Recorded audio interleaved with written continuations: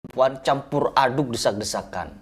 Mulai kapan dibenarkannya ikhtilat? Laki-laki perempuan. Belum lagi berbicara masalah sholatnya. Oh Mas Erik, jangan bicara sholat. Yang demo itu bukan cuma orang Islam. Yang demo itu bisa saja orang Kristen, orang Hindu, Buddha. Tapi mayoritas teman-teman mereka Islam. Demo. Mulai kapan Islam mengajarkan demo-demo seperti itu? Ya Islam bagian itu. Islam yang bagian ini nih. Yang selalu teriak-teriak intoleran dan lain sebagainya. Mereka yang intoleran. Mereka yang anarkis. Kok Harry Plus seperti membela pejabat, membela DPR, membela ini itu. Saya tidak membela siapa-siapa. Saya di sini hanya menyatakan mudarat dari hal yang dilakukan oleh para pendemo. Setiap kezoliman itu teman-teman. Kadang ada orang-orang yang berdoa, biarkan mereka ini yang zolim bisa lolos dari hukuman dunia. Tapi dia tidak akan lolos dari hukuman akhirat. Kalau kita percaya kepada akhirat, kenapa kita masih protes-protes sedemikian rupa ini? Sudah seperti orang-orang Majusi yang memprovokasi umat Islam. Dulu ketika khalifahannya Umar Utsman, orang-orang Majusi, orang-orang Yahudi, pura-pura masuk Islam, memprovokasi umat Islam untuk melakukan demo-demo seperti ini. Akhirnya terbunuhlah Utsman, terbunuhlah Umar. Perang saudara, teman-teman. Bayangkan, perang saudara.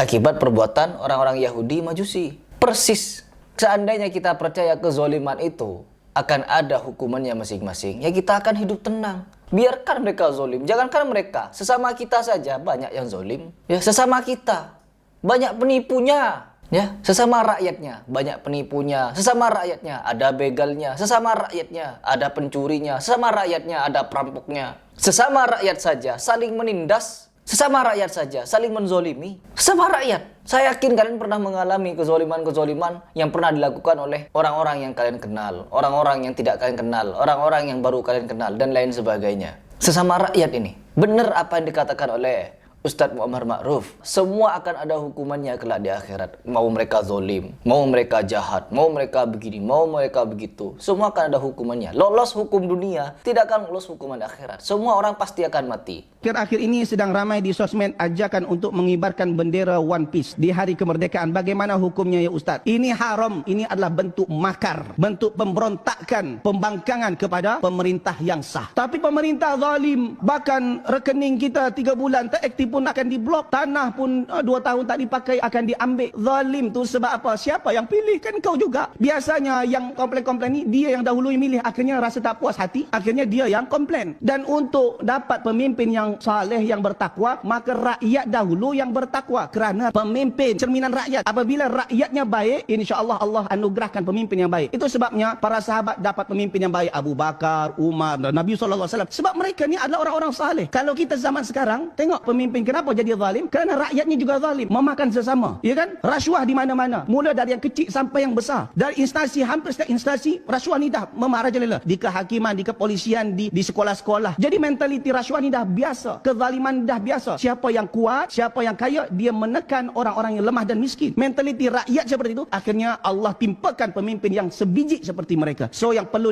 diperbetulkan adalah betulkan rakyat. Kalau kita sudah percaya dengan hal seperti itu, kita tidak akan sibuk untuk protes-protes sana sini. Protes kepada DPR, demo sana sini, merusak ini, merusak itu, mati sampai. Kita akan fokus untuk membenah diri. Kenapa? Kalau kita sudah membenah diri, kita akan tahu orang-orang yang benar. Ketika ada pemilihan legislatif, kita tahu orang itu tidak benar, orang itu tidak ini, orang itu tidak itu. Kita pasti akan tahu dan kita akan memilih orang yang sesuai dengan nurani kita, tingkat ketakwaan kita. DPR-nya ekopatrio, uya-kuya, Komeng, dan lain sebagainya, pelawak-pelawak jadi legislatif. Siapa yang milih kalau bukan ingin mendapatkan pemimpin seperti Ali bin Abi Thalib misalkan? Oh, kita sendiri seperti itu.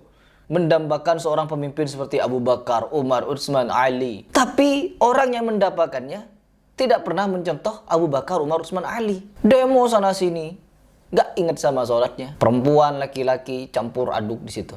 Apa ini? Tapi kan mereka zolim. Iya mereka zolim. Biar mereka zolim. Semua akan menghadapi hukumannya kelak di akhirat. Kalau tidak di akhirat, mereka akan mendapatkan ganjarannya di dunia. Allah Maha tahu, Allah Maha adil. Allah tahu apa yang terjadi di dunia ini. Semuanya akan berjalan. Setiap kita yang terzolimi. Mereka yang menzolimi akan mendapatkan ganjarannya di dunia ataupun di akhirat. Tapi kalau kita tidak berjuang, ya berjuang. Sampaikan kebenaran itu dengan cara yang benar. Kalau dengan cara demo-demo, pegang pentungan, polisi dipentung-pentung dan lain sebagainya. Ketika ada insiden, nangis.